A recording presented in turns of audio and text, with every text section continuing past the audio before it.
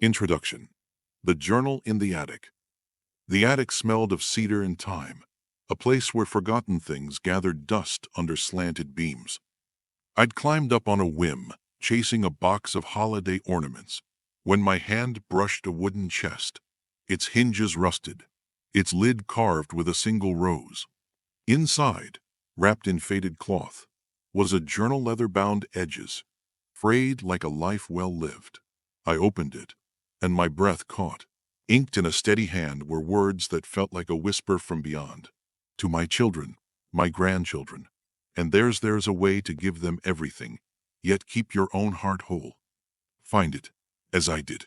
It was signed Eleanor, my great-grandmother, a name I knew only from old photosure. Eyes sharp, her smile soft. A woman who raised a family through wars and want. What was her secret? What had she found? I sank to the floor, rain tapping the roof like a heartbeat, and read on. Eleanor wasn't rich, just a seamstress in a sleepy town, stitching dresses by lamplight to feed 4 kids alone. Yet her children spoke of her like she'd woven their dreams from air, helping them through school, homes, lives full of hope. How had she done it? How had she given so much without crumbling under the weight of her own needs? The journal didn't say outright. Instead, it offered glimpses, notes, sketches, fragments of stories, like a puzzle begging to be solved. I felt a knot in my chest, thinking of my own family.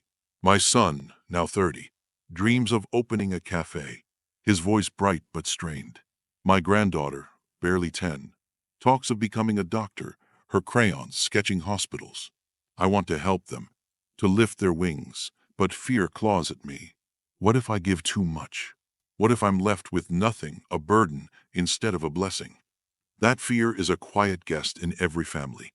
You know it too, longing to ease your children's paths, to hand them a piece of the future. Whether it's a check for a new start or a boost for a dream. You imagine their faces lighting up, their burdens lifting, and it feels like love itself. But then doubt whispers, what if life turns cruel? What if I need that money to live, to breathe, when age slows me down? Eleanor's journal promised a way through that tangly path, to give generously, without losing your own ground.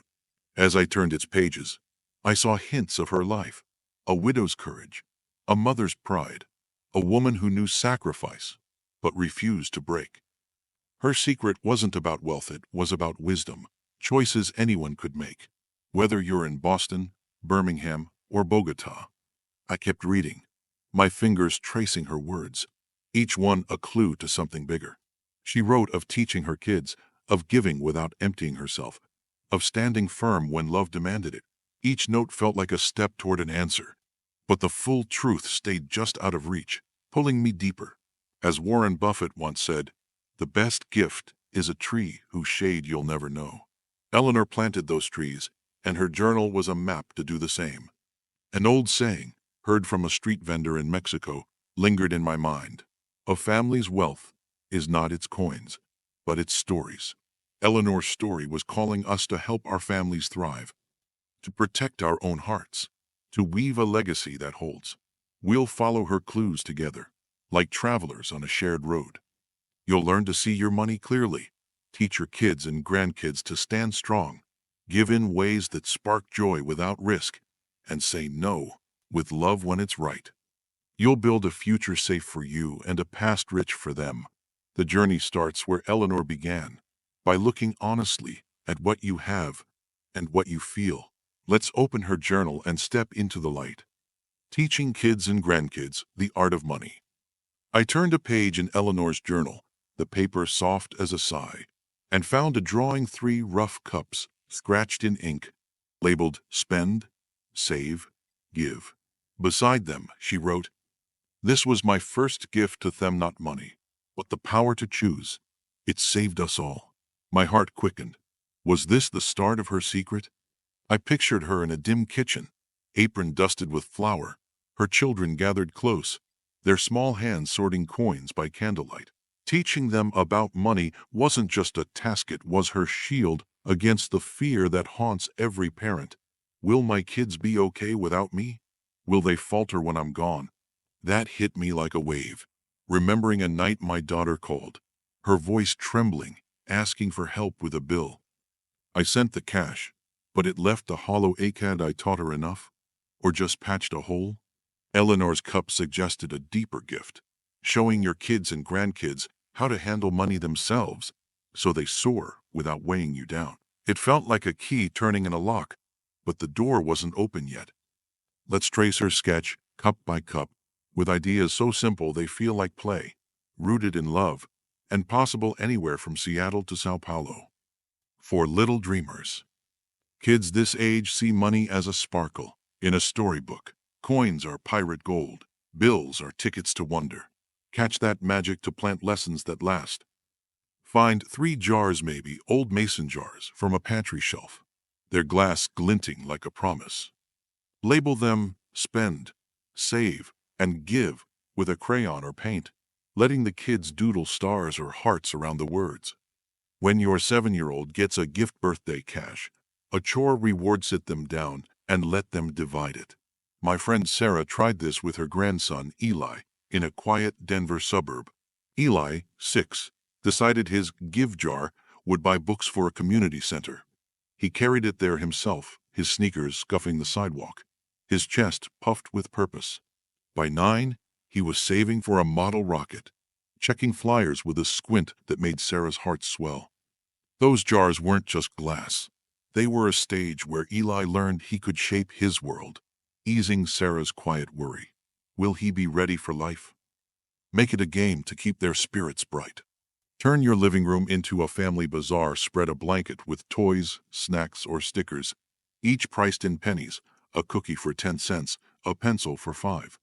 Give them $1 in play coins and watch them wrestle with choices. My niece, Clara, 5, in a rainy London flat, bought a lollipop but ran short for a toy cat. Her lip quivered, but we curled up with Coco and talked about waiting a seed that grew when she saved for a kite at 7. Another trick? Draw a wish tree on butcher paper. Every coin they save or give becomes a leaf, maybe with glitter for flair. Pin it by the breakfast table, a growing proof of their power. Or share a story like Bunny Money, it's cheap online, loved from Toronto to Tokyo. Ask, what would you do with $1? Their dream Scandi castles, a pet whale, spark laughter and lessons. For a global touch, try a world market game. Pretend coins are pesos or yen, showing how value dances across borders. My friend's kids in Mumbai loved buying a mango for €10, giggling as they learned. But there's drama here too. Sarah once overheard Eli's mom snap, "We can't afford extras," a sting that made Eli hide his spend jar, afraid he'd done wrong. Sarah's heart broke, seeing his confusion. She sat him down, explained that money ebbs and flows, and helped him fill his jars again. That moment taught her, kids feel our stress, and teaching them choice isn't just practical, it's a hug for their fears. Eleanor knew Disher cups weren't about coins, but about giving her kids courage. Life hacks for little ones. Jar glow. Ape-colored tissue paper to jars costs nothing. Takes 5 minutes. Eli called his rocket fund. Quick quest. Hide 5 coins with notes like, "Save me for a wish." A 10-minute hunt teaches joyfully. Heart prompt. Overjuice ask, what's one thing you'd love to save for? It opens their soul.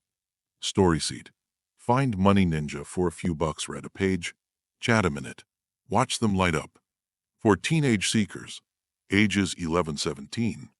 Teens are a whirlwind, chasing new shoes or concert tickets, dreaming of college or cars, yet scared they'll stumble. They need wisdom that feels like trust, not a lecture. Open a savings account. Most banks offer free ones for kids, like Wells Fargo in the US or NatWest in the UK, even mobile apps in Brazil or India. Show them how money grows, maybe over a burger. A little saved now builds a future. Or try a real-life game. Hand them a pretend paycheck and list costs: housing, food, phone. My neighbor's daughter Aisha, 14, in a bustling Sydney suburb, spent her fake cash on festival passes and gasped when she couldn't buy groceries.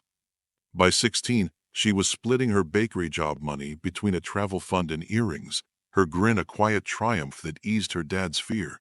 Will she always need help? Teens crave raw truth. So share a misstep like when I spent my rent money on a concert. My stomach knotted for weeks, praying the landlord wouldn't knock. Ask, what's something you're saving for? Suggest a free app like Mintoost worldwide. From Chicago to Chennai, track their cash. Keep it easy. Talk while kicking a soccer ball or folding laundry. A researcher once noted teens who talk money with family feel bolder facing life's twist. No numbers needed. Just trust the truth. Try a skip one day challenge. Everyone skips a small splurge of soda, a game add-on, and pools the cash for a family treat. Aisha's crew saved enough for ice cream and a park day, their laughter louder than any worry. For a universal spin, do a dream map. They sketch a big Gola bike, a course, and list one step to start. My friend's son in Nairobi mapped a laptop, learning grit without a dime from mom. Drama lurks here too. Aisha's dad once found her crying, phone in hand, after friends teased her for cheap clothes. He wanted to buy her everything, but his own bills loomed, and guilt tore at him. Instead, he played the real-life game, showing her how to plan. She didn't get new jeans, but she got pretty, and her dad saw Eleanor's wisdom. Teaching choice heals more than cash.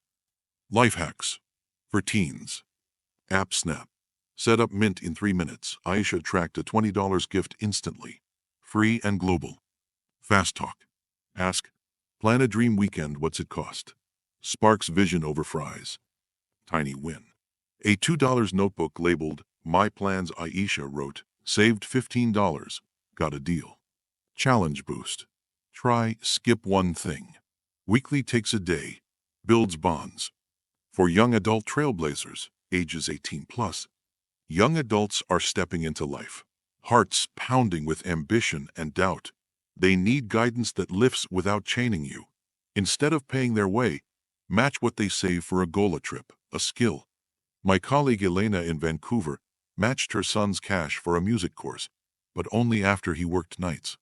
His first song, played at a family dinner, brought tears not just for the notes, but for his strength. Or gift a chat with a money advisor. Some banks offer free ones. From Melbourne to Mexico City. Another idea. Start a family shared dream. Everyone adds a bit for something big, a group project, a cause. My aunt in Dublin did this. Her grandkids picked a clean water fund. They learned money can grow and give back, and her coffee table became a council of hope. Try a memory jar for depth. Have them drop in scraps of first paycheck stub, a coupon they used. Add yours, a note from a lean year you survived. It's a keepsake, cherished from Auckland to Athens. Or host a Life Paths night. Everyone shares a dream and one step forward. Elena's son planned a studio. Learning loans aren't free. Gift a book like Your Money or Your Life cheap worldwide, or a podcast like Choose FI. Free everywhere. My cousin's daughter in Buenos Aires started listening at 20 and saved for a camera, her eyes dancing with fire. But drama strikes here too. Elena once got a call her son, voice breaking, had lost his job. She wanted to fix it, to send money, but her own future felt fragile, and panic gripped her. She remembered Eleanor's cups and offered to match his next savings instead. He found work, and their bond grew stronger than any check. Teaching him to choose didn't just save her wallet, it saved her heart. Life hacks for young adults. Match Spark. Offer $50 if they save. $50 sets boundaries, fuels drive. One chat to start. Quick share. Text a podcast. Link takes seconds. Opens minds. Small step. Ask, what's one choice you're proud of? Bonds over tea. Dream Tool. A $5 journal for goals. Elena's son wrote, saved $100, closer to studio. Eleanor's clue. Those 3 cups weren't just a lesson, they were Eleanor's way of giving her kids wings, not weights. I closed the journal, my pulse quickening. Was teaching them to choose how she gave so much without falling apart? It felt like a curtain lifting, but the stage was still dim. Her next entry hinted at a gift, a small act that grew beyond her dreams. The mystery deepened, pulling me forward. What had she given, and how had it saved her? Let's turn the page.